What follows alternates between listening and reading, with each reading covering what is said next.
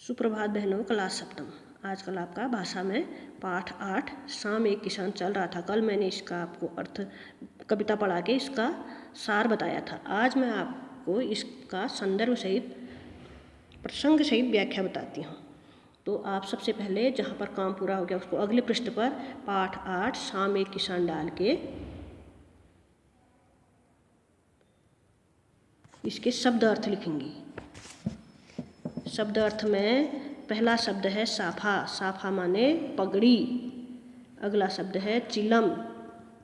साफा माने पगड़ी। फिर है चिलम। साफा चिलम। चिलम माने मिट्टी की एक छोटी सुराख युक्त रचना जिसकी मदद से ग्रामीण लोग धूम्रपान करते हैं। फिर है दहक या दहकना। अगला शब्द है दहकना। दहकना का अर्थ है गर्म लाल लपटों के साथ जलना।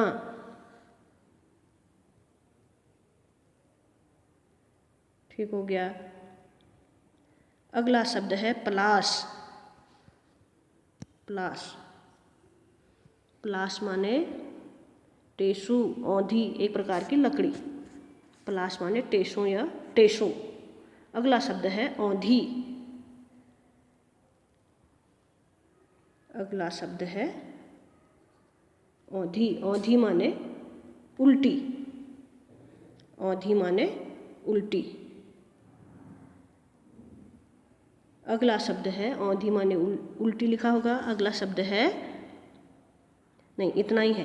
इसमें 4 ही शब्द हैं, साफा, चिल्लम, दहकना, पलाश और औंधी। औंधी माने उल्टी। ठीक हो गया। इन कठिन शब्दों को पूरा करने के बाद फिर आपको नीचे लिखना है आकाश का साफा बांधकर। आकाश का साफा लिख के डैश डैश करके नीचे लिख देना है भेड़ों के गल्ले सा। भेड़ों के गल्ले सा। इसको उतार के नीचे लाइन से लिखना है प्रसंग। प्रसंग में लिखना है प्रस्तुत पंक्तियाँ बसंत भाग 2 के पाठ 8 शाम एक किसान नामक कविता से ली गई है। इसके रचयिता श्री सर्वेश्वर दयाल सक्सेना है। फिर नीचे लाइन में आप लिखेंगी व्याख्या। व्याख्या करके इसका अर्थ लिखेंगी कवि जाड़े की शाम के सुंदर प्राकृतिक दृश्य का किसान के रूप में चित्रण करते हुए कहता है कि शाम के इस दृश्य में पहाड़ ऐसा दिख रहा है जैसे बैठा हुआ कोई किसान सूरज का चिलम खींच रहा हो और उसके सिर पर साफा, साफा माने पगड़ी, बांधा हो, अर्थात पहाड़ के सिर पर आकाश साफे के समान बंधा है। पहाड़ के नीचे बहती नदी उस पहाड़ के घुटनों पर रखे चादर जैसा लग रही है। पलाश के पेड़ों पर खिले लाल लाल फूल जलती हुई अंगीठी जैसी लग रही है। पूर्ण विराम।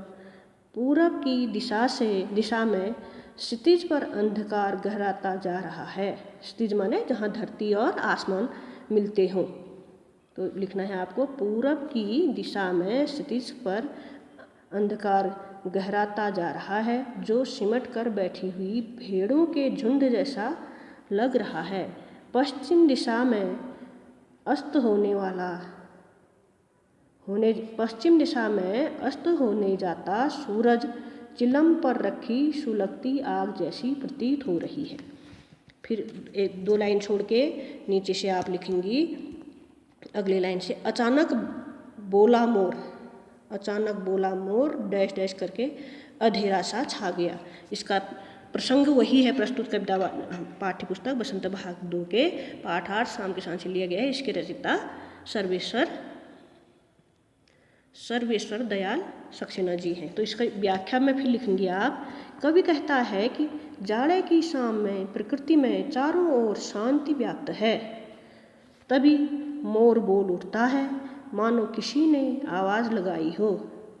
सुन रहे हो। इसके बाद प्राकृतिक दृश्य तेजी से बदल जाता है, चिलम उलट जाती है, यानी सूरज पूरी तरह ढल जाता है। चिलम उलटते ही आग बुझने लगती है, धुआं भी उठने लगता है। पूर्ण विराम। शाम ढल चुकी है और रात का अंधेरा गहराता जा रहा है। इसका अर्थ इतना ही है। इसको ध्यान से सुनकर आपने अपनी उत्तर पुस्तिका में करना है, सुंदर लेख में, और साथ ही साथ आपको सारा याद भी करना है। तुरंत द्वितीय मासिक परीक्षा होने वाली है।